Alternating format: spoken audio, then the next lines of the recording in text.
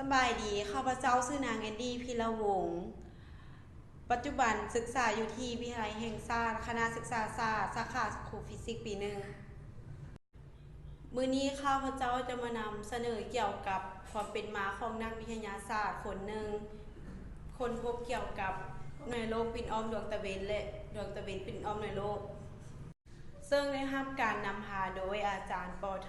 ปาวีสุวรรณวงศ์ซึ่งจะเป็นแนวใดไปรับฟังกันเลย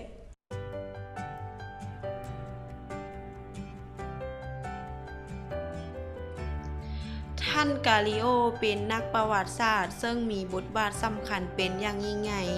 ในผลงานของท่านมีอย่างหลวงหลายงานที่โดดเด่นเช่นการพัฒนาเทคนิคกล้องโทรทัศน์และผลสังกาทางดาราศาสตร์ที่สำคัญจากกล้องโทรทัศน์ที่พัฒนาหลายขึ้นงานของเพิ่นช่วยสนับสนุนแนวคิดของคือเปอร์เนียอย่างชัดเจนที่สุดกาลิเลโอได้รับขนานนามว่าพี่ดาแห่งดาราศาสตร์สมัยใหม่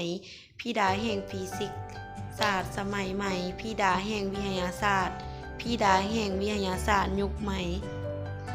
กาลิเลโอเป็นคนชาวอิตาลีเกิดเมื่อวันที่15กุมภาพันธ์ปีคศ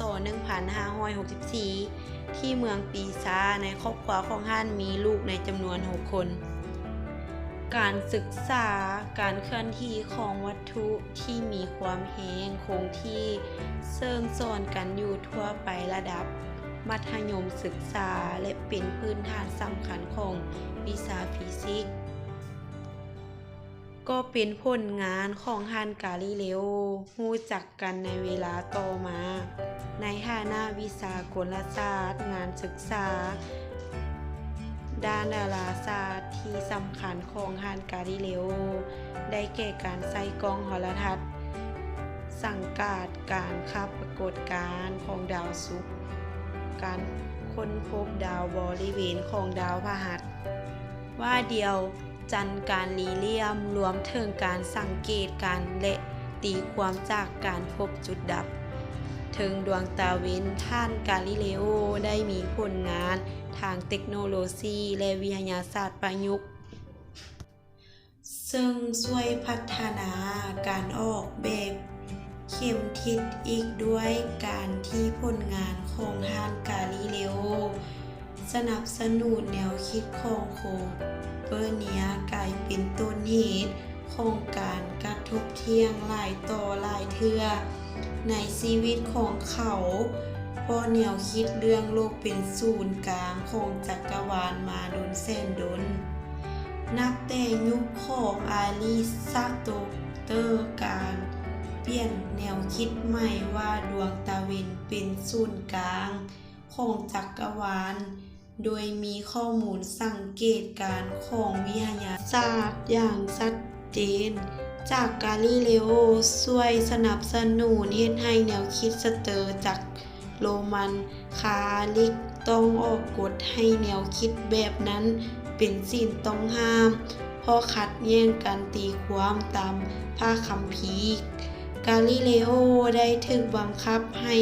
ปฏิเสธความเชื่อดวงตะเวนเป็นศูนย์กลางและต้องใช้ชีวิตที่เหลืออยู่ในเรือนกักตัวในความ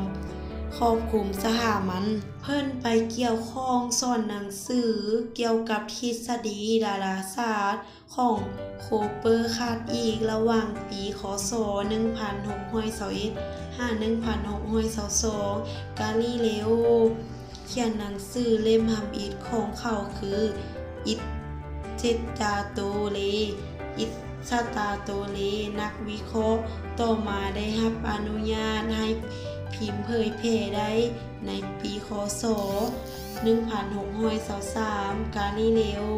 ได้เดินทางกลับไปโรมอีกครั้งในปีคศ1630เพื่อขออนุญาตตีพิมพ์หนังสือบทสนทนาว่าด้วยโลก2ระบบต่อมาได้เผยแพร่ฟอรัมในปีคศ1632อย่างใดก็ตามในเดือนตุลาปีเดียวกันนั้นเขาได้รับคำสั่งให้ไปตามต่อหน้าศาสตราจารย์ที่กรุงโรม จากเอกสารการค้นคว้าเฮ็ดให้เราตัดสินใจว่าเป็นผู้สงสัยหายแหงในการเป็นพวกนอกลีกกาลิเลโอถูกควบคุมตัวอย่างเข้มงวดนับแต่ปีคศ1634เป็นต้นไปเราต้องได้อยู่ในบ้านสวนบทที่อ่านเซตลีโนกเมืองฟอรันกาลิเลโอตาบอดอย่างหาวรในปีคศ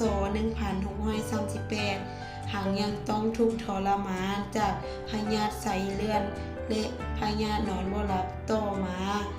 เราจึงได้รับอนุญาตให้